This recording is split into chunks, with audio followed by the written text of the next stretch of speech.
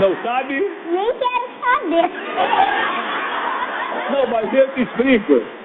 A diferença do poste, da mulher grávida e do bambu. É que o poste é gordo, Não, a não. mulher grávida fica barriguda e o bambu assim. Não, nada disso. É que o poste... Você conhece o poste? O poste dá a luz pra cima. Ah, A mulher dá a luz pra baixo. não, credo. Claro. A gente dá a luz na maca. Não, na maca não. O poste dá a luz pra cima. A mulher dá a luz pra baixo. Pronto. E o bambu?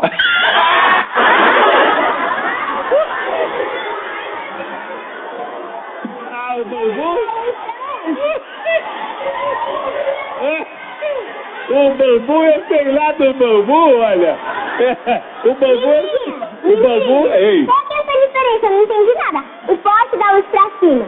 Mulher dá luz Pra baixo, é. E o bambu? Ah, sei lá, eu... Quero lá saber de bambu. Eu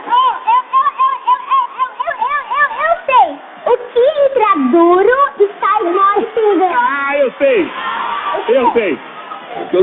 que entra duro? E sai mole pingando. Eu sei. Quem? É o bambu. Não é o bambu? É o macarrão. Ah, não é o bambu? Não, olha, eu sei outra coisa. Outra adivinha. É que hoje na escola a gente tava